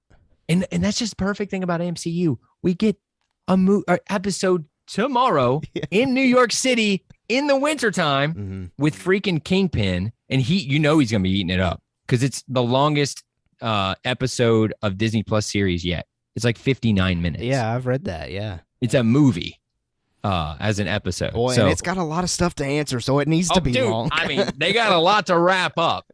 But man, I'm excited. I can't wait to watch that. But going back, so great question, research, Ryan. Hopefully we answered it good enough. Going back, we get the Statue of Liberty stuff, and it's just the boys hanging out before a fight. Gosh, yeah, it's so good, man. And I know in your mind, as a Star Wars fan, you're like, these son of a guns keep doing it because we got to call it what it is. Star Wars had this potential. You telling me we don't get this scene with Luke, Leia, and Han, right? Yeah. I know. But I'm bringing that up. I know it sucks. I'm bringing it up because that shows you how hard it is to get this right, and why we should revel in the fact that we're lucky enough for this to happen. We are so lucky that this worked. I can't believe it. But man, we get Spider-Man talking about organic webbing, which they had to bring up. They bring it up twice. It was great. And it's great. Andrew Garfield, so you just make it? And then he's like, yeah, it's like breathing, right? And Tobey Maguire's so good in this scene because I wanted him to be the older brother, as people have been calling him. And Andrew Garfield even says it, right, brothers? He's the older brother. He's like, hey, are you chirping me about this? And they're like, no, like genuinely, we have to freaking make this stuff. And I got to go in a lab and you get to just make it. And he's like, yeah, you ever had a web block? I'm like, that's literally Spider-Man 2. He literally had a web block in that movie. It's so good. And then he's like, what's crazy is I love that Tom Holland says, what's the craziest villain you've ever fought? Because that is something an 18-year-old is going to ask the other Spider-Man. Absolutely. Right? Hey, who's the craziest villain you ever fought? And then he's like, yeah, I fought a black goo from space. And I'm like, yes, I freaking love that. And then Tom Holland, of course, is like, I fought an alien in space, purple. And I was like, God, Tom Holland, your reality is insane. Like, I'm not Andrew's cool like, I'm freaking guys. lame, dude. I'm lame. I fought a Russian guy in a rhino suit. And then the older brother, no, you're That's amazing. Right. You're amazing. Say it. Say you're amazing. You're amazing. And then the whole crowd's just bumping. I needed to hear that. Thanks. The whole crowd's bumping because the whole running joke, the meta joke of Andrew being like the lowest Spider-Man is throughout this. And you're amazing. No. You need to say it. You're amazing. And again, older brother, meta joke. And they play it, the chemistry. And this is something I told Taylor walking out. Well, not walking out, in the car, because I didn't talk when I walked out. They couldn't have predicted the chemistry between these three be so perfect, right? Like it. And I know you're probably thinking, you know, probably they're good actors or whatever. No. They had a chemistry that you can't just make up. They were bumping off each other and the timing was perfect. They all looked so happy to be there and so excited. I was afraid that Toby was going to be phoning it in. I was so afraid of that. Oh no, yeah, it was unreal. You could tell that all three of them, obviously Tom Holland. I'm going to more so focus on Andrew and Toby. You could tell that they were very appreciative of their time at portraying the character, and they really, because in this moment when they were acting this, they didn't know if the possibility of them ever coming back was going to be there. So they are giving everything they've got into portraying this character in their minds one last time, and we might talk about that question later in this stream. We're going to. But they're giving it all, and it bleeds off of the screen, and you're 100% on the money with that take. Yeah, like, I mean, the chemistry is incredible between these two, or these three, and we get that here. And the back joke, oh, my back, it's from Spider-Man 2, right? I think so, yeah. He had a Seabiscuit accident. He was in Seabiscuit, hurt his back, and then he falls on the Focus, I think, and he's, my back. And then we get it here with the payoff of, my back. I got to stretch it out. And then we get Andrew Garfield breaking. Yeah, that was great. Snapping his back. It was incredible, dude. Yeah. Like, I want to know if that was written or if that was Andrew Garfield. Like, just let me do this real quick. And he does it, and he's like, "Yeah, dude, my back's feeling great." Oh man, it's so good. Man, I gotta say, my favorite part, the funniest part for me, it's when you know the action starts happening. They realize that they're not working well together. Oh yes, and they all three come back, and they're like, "I'm Peter 1, okay, Peter 2," and Andrew's just like, my god, dude, Peter 3, let's go. That makes me laugh every time I see it, man. Every time I see that was a great moment. And again, moment. it's going back to in the back of our mind as an audience, it's been accepted that the Amazing Spider-Man he's Peter 3 is like the lower tier of these three that we've gotten, and the fact that they run with that joke and that Andrew relishes in it is just great. It's great. It just that one line encapsulates how much care and honor they took into making this movie, because John Watts and the writers, I'm sorry I don't remember their names, but they wrote all three of the trilogy films, I believe, but they showed how much they care for this entire 20-year run of Spider-Man, right? Not just their own. They know the meta jokes. They know the world. They know what we're thinking. And this moment when they're slinging and this, it's not working, right? It's just not working. They come together. I don't know how to work as a team. Oh, well. And then Tom Holland, being the perfect Tom Holland, Peter Parker, he says, well, I don't want to brag, but I'm going to. I was in the Avengers. And then Tobey Maguire, actually being hilarious here, saying, "Oh, you were in the Avengers? What is that?" is great, because it puts in perspective of this is an insane reality that Tom Holland is in. These other guys are supposedly in these, like, boring type, he's the only guy in realities. And then in Tom Holland's, he has Iron Man and all these ridiculous people in it. What a great moment. But then he's like, "Yeah, I thought you were Peter 2. And then Tom Holland just says, "I'm Peter 1. You're Peter 2. You're Peter 3. Peter 3. Oh my God, great. Man. It's great. And then we get the money shot of the freaking movie. Gosh. Yes. Of them just running off the side, boom, jumping. And you can literally hear them going, woo! And they're jumping and they're slinging. And then in the movie theater, I'm crying again because this is so cool. And then Tom Holland slings the both of them up. Like he uses his web to sling them up. Oh, and I looked at that. I said, "Oh!" I literally did that in the theater. I went, "Oh!" Because I was just like, "That is it. That's perfect. Yeah, it's perfect, man." So we get that, and then they do the landing, the superhero landing of them all together, and it's just right.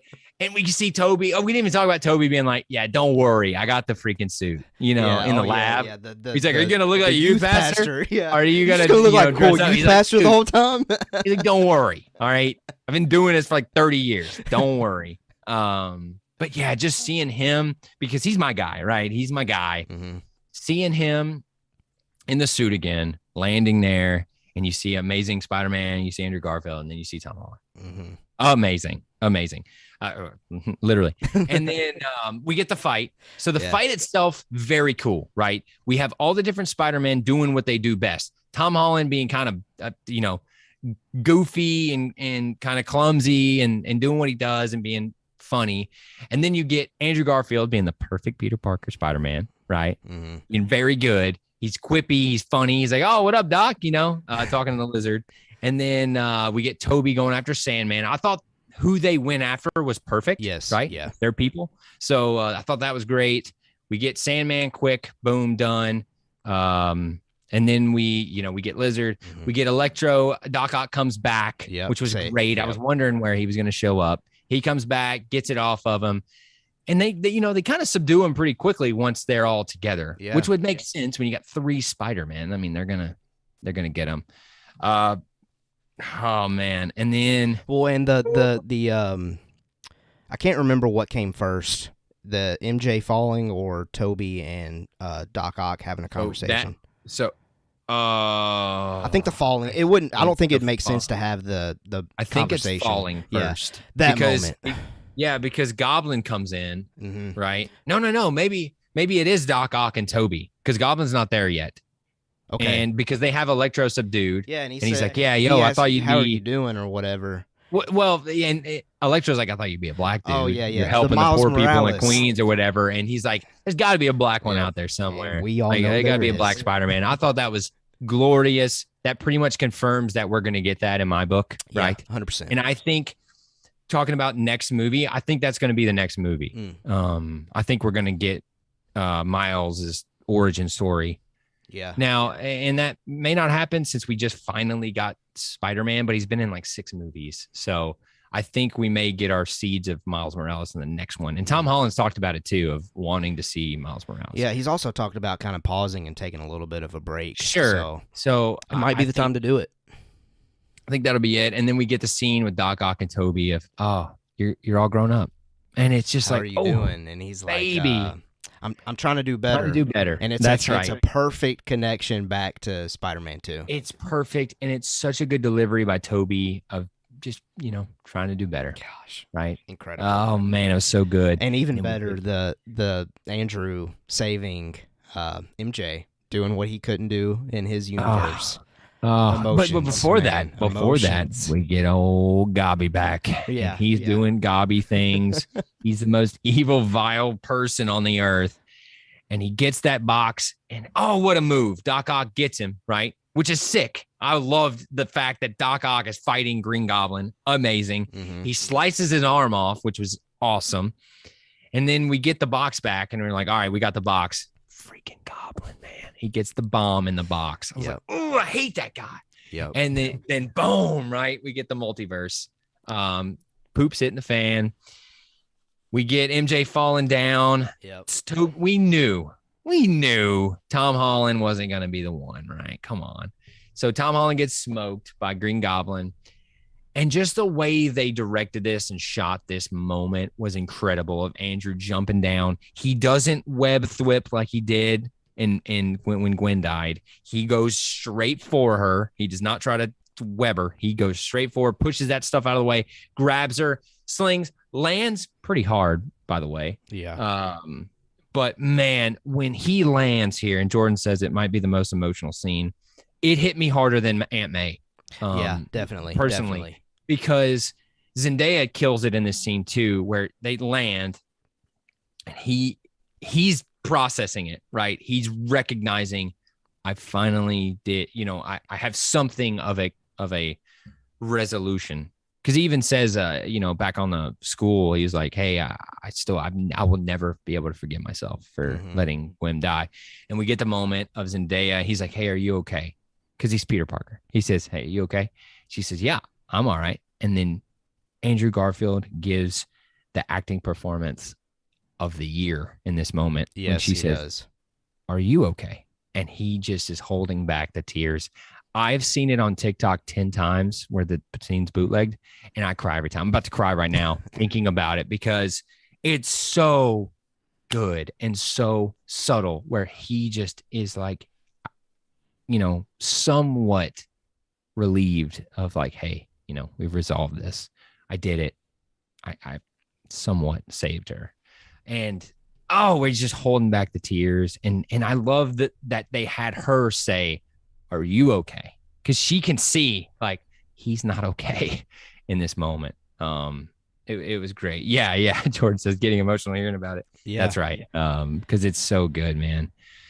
Oh, what a good moment. But then we get Gabi and Spidey, right? Yeah, and then we get this awesome showdown. The cap on the cap shield.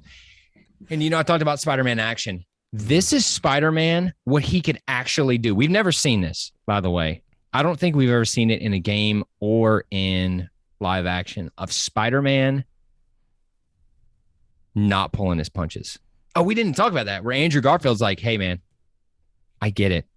I got bitter.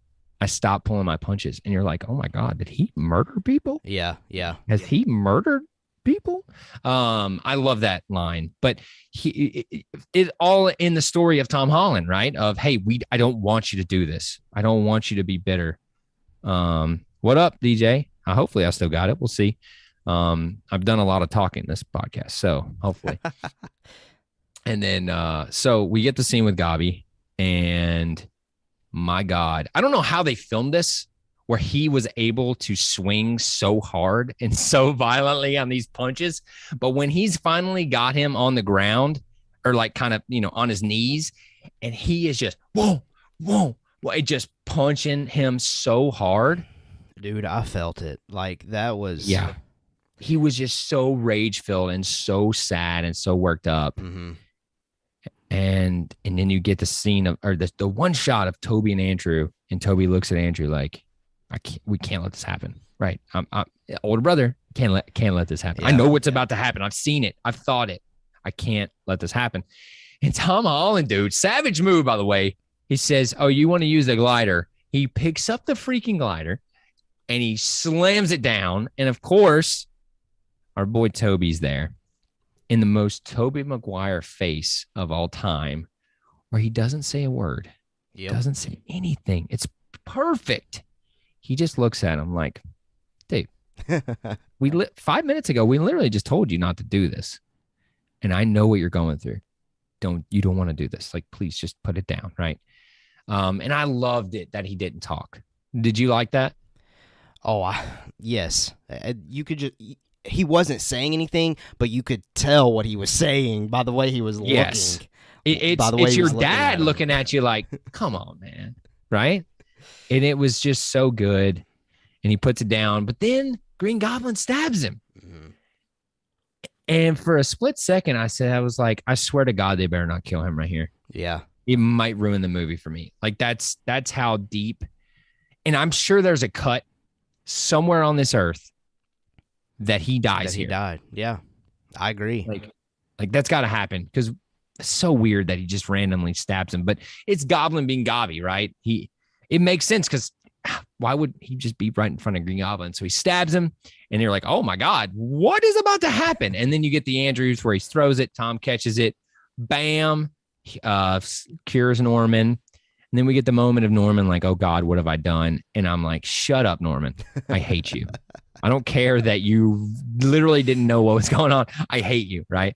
And then I love, there's one moment of Toby when he gets him with the cure or whatever. Toby like kind of smiles. It's subtle, but it's amazing, because it just shows you like, hey, thank you for doing that.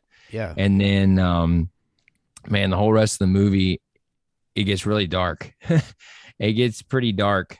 And Research Ryan says, I wonder if we'll get another Goblin in the future. Yeah, we will. I think so too. We will. So.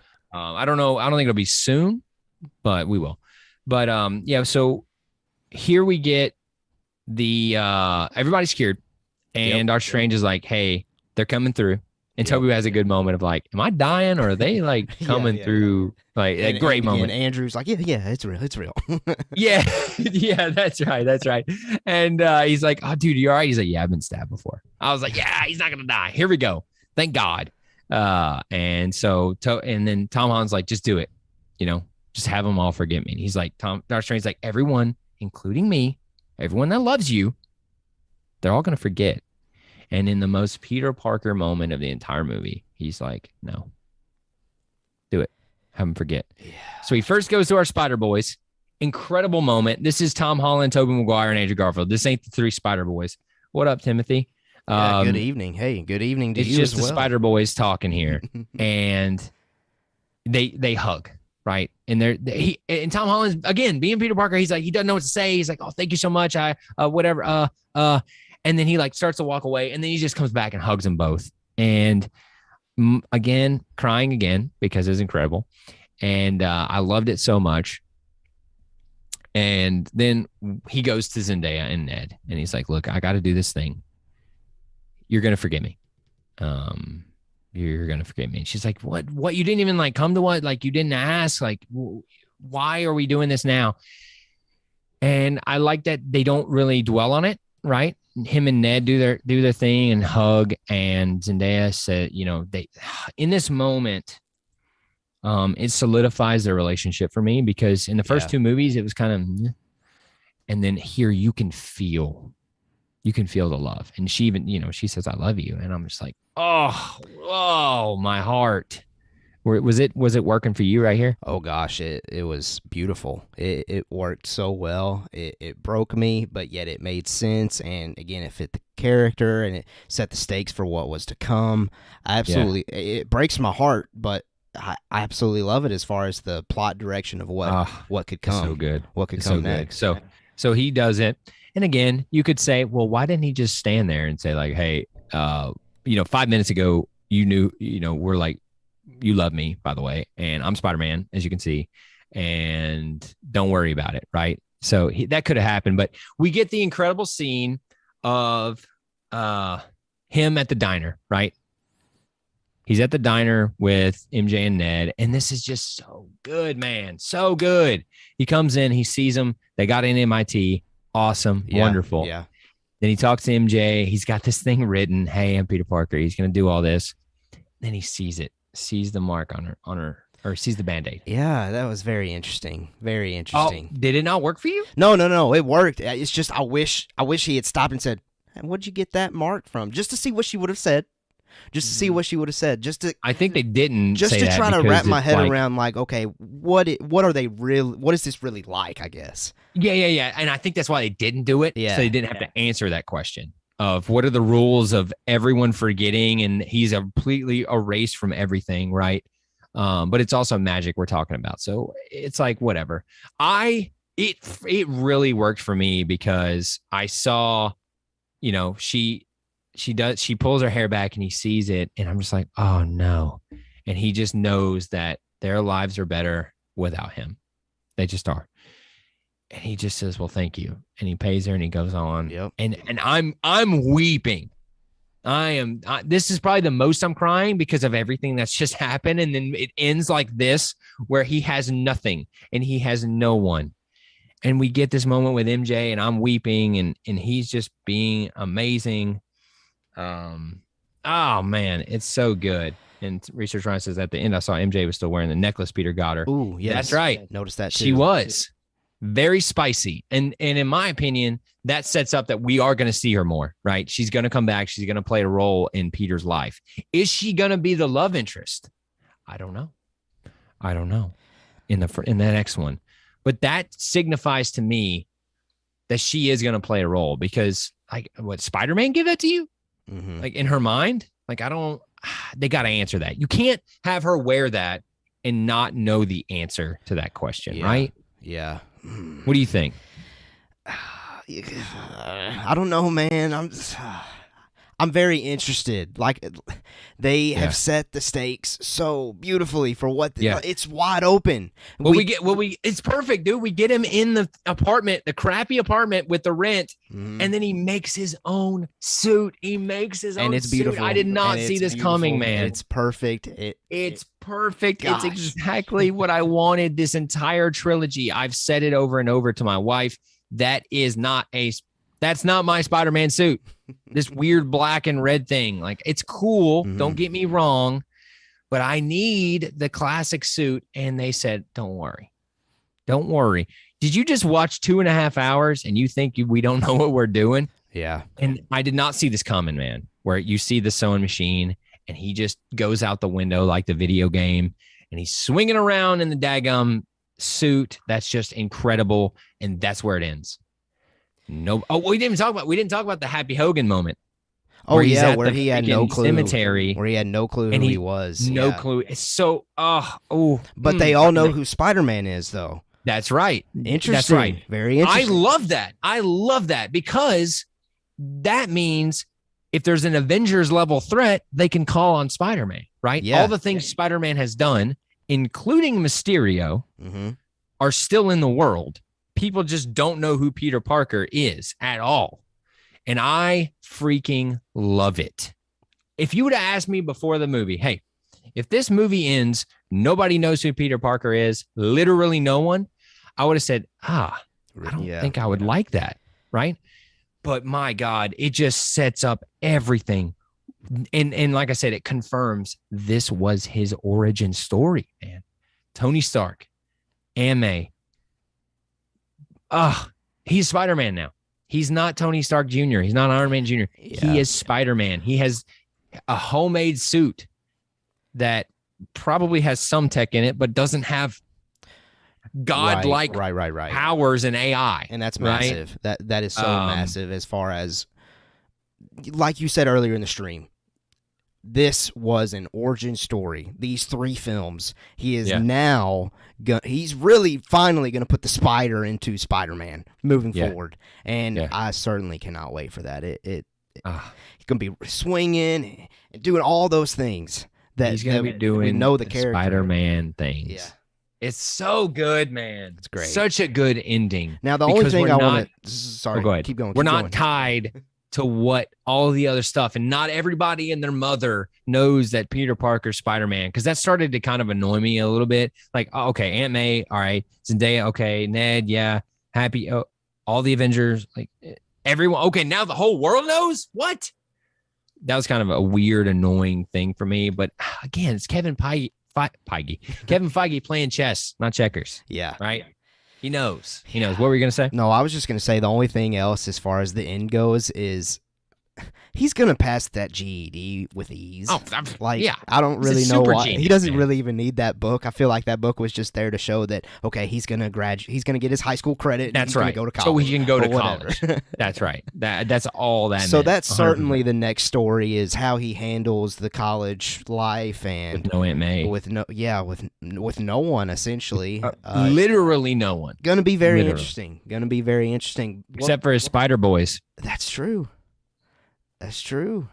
So, do you think we will see these other Spider-Men in future So we'll wrap projects? it up soon here. I do. Okay. And what does that look like? Sonyverse? Yeah. So here's my take. And again, do I think this is going to happen if I was gambling on it? No. Here's what I want to happen, and I think you could do it seamlessly. Have Andrew Garfield's Spider-Man be the Spider-Man of the Venomverse. Yes. Why would you not? Why would you not? Right? I've been because saying it's in San Francisco. I feel like they fit the best together. That's right. And the same vibes. The Venom movies are garbage, and his old movies were garbage. Get out of here. So that works perfectly. But no, why not do that, man? Have him come back, because they haven't set the rules of this game yet in terms of the Venomverse. We just know it's in San Francisco, and we've got the Oscorp building that was very similar to the Amazing Spider-Man Oscorp building. Just want to throw that out there. And you could just do it. Have him go to New York. Boom. It's Andrew Garfield Spider-Man. Why would you not? Right. He proves that he's still incredible as Peter. He's incredible as Spider-Man. Why would you not try that? Yeah. Then we don't have to screw with this Tom Holland being in both worlds thing. And the reason, if this was a case, this would be what my closing case would be. Tom Hardy's end credit scene.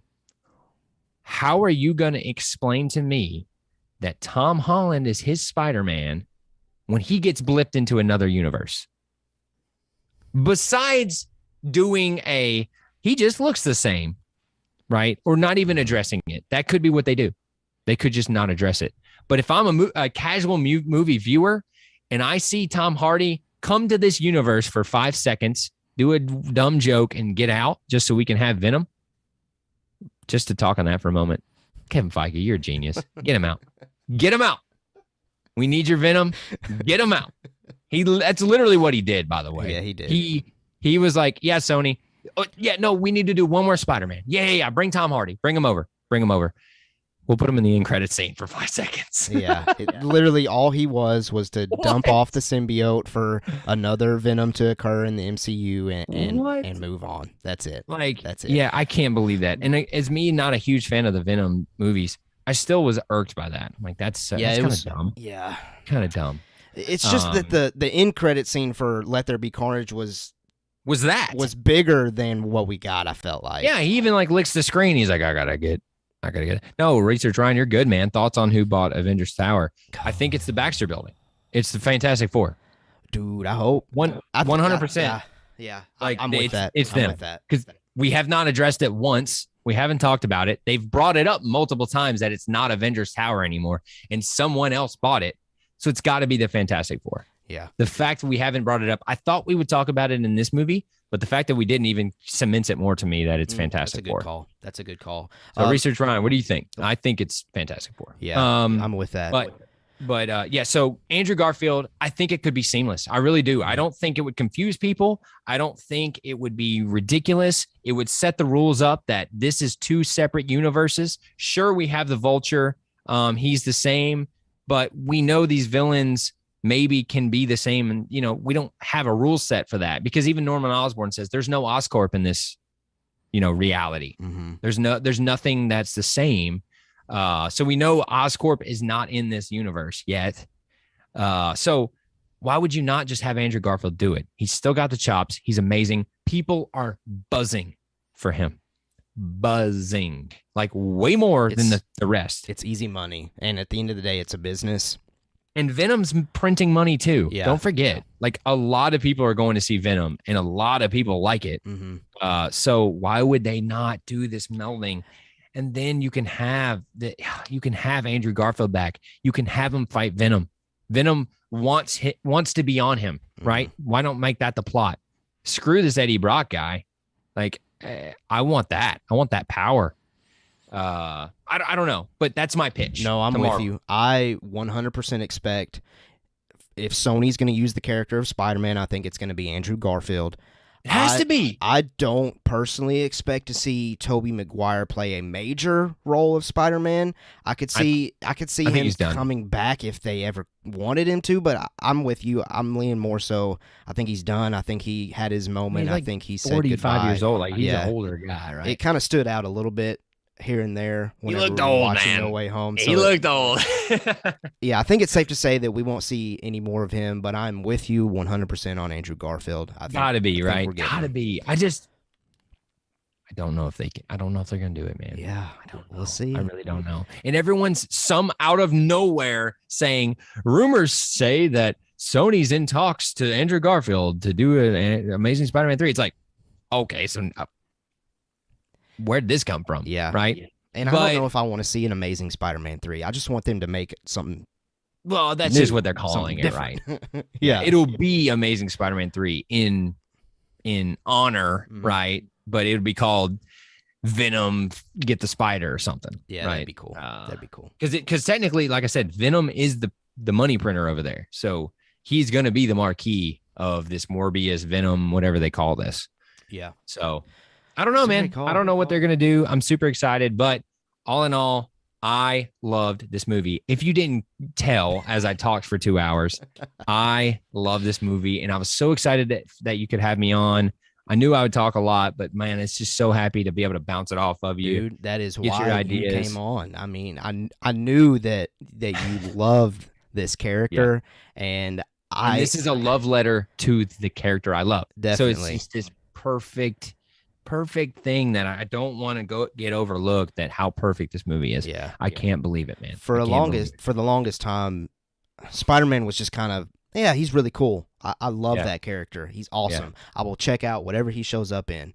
But I have to admit, I don't know if it's just the buzz or the hype of all this. No Way Home has made me really want more and more and more, and by far probably my number one comic book character right now as I'm speaking. Now, once, Robert Pattinson's Batman comes out, that'll probably change. That looks hot. That looks hot. But my wife, as I always say, if you guys know Mando Talk, I always use her as a litmus test on things because we're nerds. She is not, right? She walked out of this movie wanting to see it again immediately. And that has never happened in the 15 years we've been together, right? That shows you the power of this movie. She likes Spider-Man. She's like, yeah, it's a good movie. She loves this movie. Yeah, Maddie said the same thing. She said that this is one of those movies that she would be A-okay with seeing multiple times and never getting sick of it. Like, yeah, my wife's not a big theater goer. Like, she doesn't really love going to the movie theater, and she wants to go see this again. And that just shows you that is the first time we've ever been to a movie, and she wants to see it again in the movie theater. Not going to lie to you. So that shows you just how good that movie is. And I saw John Campea talk about this. I'm going to sum it up here. He says, if you take out Andrew and Toby of this movie, is it a good movie? The answer is yes. The answer is this is a good movie. So you put that cherry on top and how flawless they executed that. That's why it has a 99% audience score on Rotten Tomatoes. I've never seen that, by the way. Yeah, no, that many ratings. You're 100% on the money, and that's why they're breaking records. I mean, because people are going 3, 4, 5 times because they want that. They want to get in the theater and go because this is a theater movie. I'm so happy we saw it in theaters. So happy we went open at night or any night. It probably not even open at night. Honestly, people are probably still buzzing on regular like Tuesdays at 4:00 or whatever.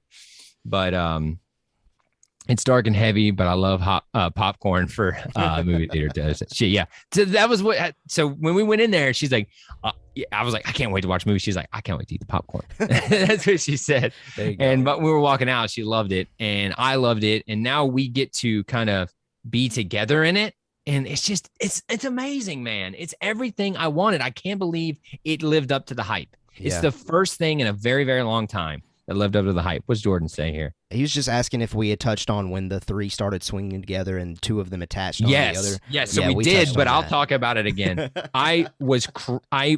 That made me go, oh, in the theater. You can ask Taylor. I said, they know exactly what we want when he slingshotted the 2 of them, man. And Research Ryan says, yo, Batman will be amazing. I heard the actor that played Druig in the Eternals is the new Joker for Pattinson. I did hear that rumor as well. I didn't hear that. He may be in the movie, as the Joker. I've been wanting that actor to be the villain in the next Dune movie. I love some Dune, but anyway. It's so good. And fun fact, I still haven't seen Eternals. What? I still haven't seen Eternals. It's not No Way Home. It's definitely not to the level of Sure. But I mean, I'm saying for me, I've never not seen an MCU movie in the theater. Actually, okay, I don't think I've never missed one in the movie theater. And this is the first one. You want to know why? Because I had 2 kids. And our second was born. And so is life. Well, listen, those we'll kind of come to a stop there. We did have the Doctor Strange and the Multiverse kind of teaser trailer there at the end. We could definitely talk about that, but I liked having a trailer at the end. Yeah, that was Some very people cool. It's kind of controversial. People are like, I wanted an end credit scene. I liked having a trailer for the next movie. I thought it was cool. Yeah, it gives 100% what's coming next. I'm slowly anticipating when they put that out online, though. I'm sure it's going to happen eventually because they got to promote I don't know about to say it'll probably be after Christmas, I assume, like first of the year.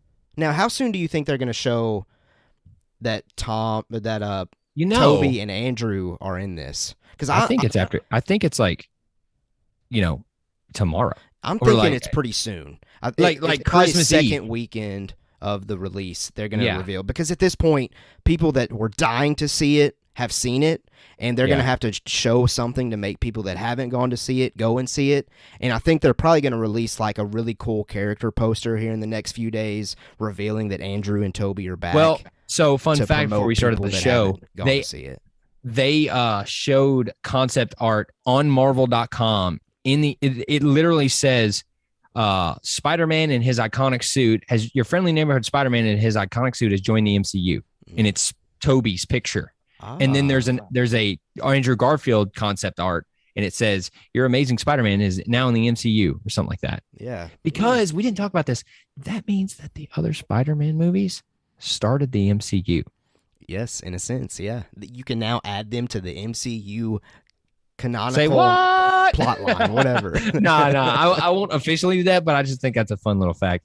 Jordan says, yeah, I was pumped when they did the pointing move. Yeah, 100%. Absolutely. That was incredible. They had to do it. They did it. And Research Ryan says, my next anticipated MCU movie coming somewhat soon is Thor 4 and Multiverse of Madness. Yeah. Love the content. Appreciate it. Appreciate it, Ryan. And thanks for coming through. Yeah, I cannot wait for Thor Love and Thunder. It's my next most anticipated film, 100%. Batman looks cool. I'm really excited about it, but Thor, man, woo, that looks like it's gonna be crazy. Well, listen, man, I am very thankful that you were able to get on here and share your love for No Way Home. And I'm sure, I'll be hitting you up with every MCU film that comes out or show or whatever. I'll be around. Whenever you want to come on and talk, you let me know and we'll make it happen. We'll definitely make it happen. I appreciate it. I thank you so much for having me on for this. Yeah. It's good to be back. I love talking to you like this. We've been, we always text, but just, screen to screen talking. Yeah. I love it. And thank you so much for having me on. It's a blast. And this movie's incredible. I mean, I feel like we could probably go for another 2 hours, but we go. So is life. We kind of got to get to some things. We got some wives. Got to put these kids to bed. I've been talking about.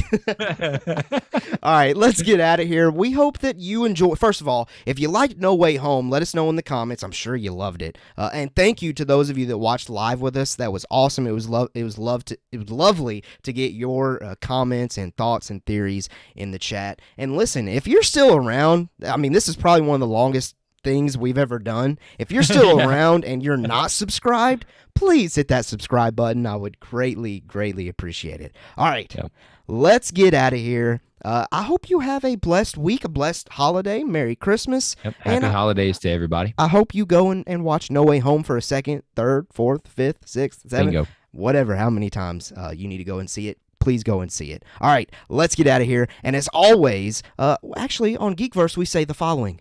We will see you on Earth 2.